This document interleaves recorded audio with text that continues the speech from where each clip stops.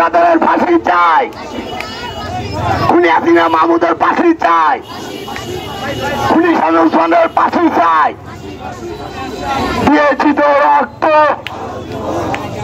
রক্তের বন্যায় দেশে যাবে অন্যায়, রক্তের বন্যায় লাউ লাউ লা সালাম, লাউ লাউ লা সালাম, স্বাধীনতার ঘোষক দিয়া খালেদা জিয়ার ভয় নাই, আরেক জিয়ার ভয় নাই।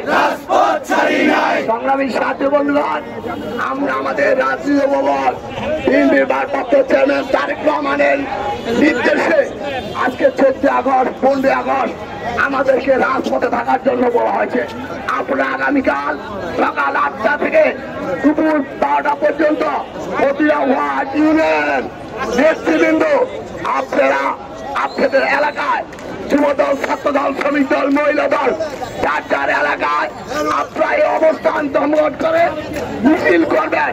পাশাপাশি বিকাল 3টায় আপনারা পাড়া হুঁশিয়ারি সমিতির সামনে আপনারা চলে আসবেন।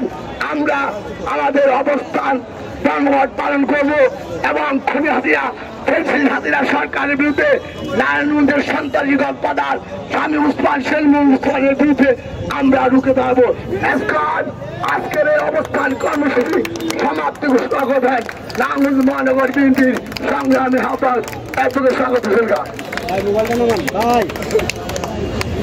সংগ্রামী ছাত্র বন্ধুরা, আপনারা জানেন এই কুচক্রী সরকার সেই শেখ হাসিনার সরকার। গত আন্দোলনে, ছাত্র জনতার আন্দোলনে পুলিশ বাহিনীকে, বিডিআর এবং সেনাবাহিনীকে এই বাংলাদেশের নিরীহ ছাত্র জনতার উপর গুলি চালানোর নির্দেশ দিয়েছিল।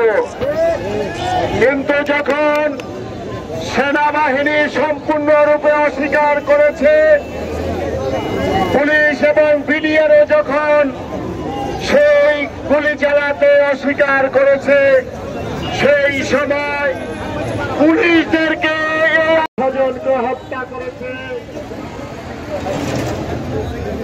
নারায়ণগঞ্জে এবং বিভিন্ন মানুষকে হত্যা করেছে। তার জন্য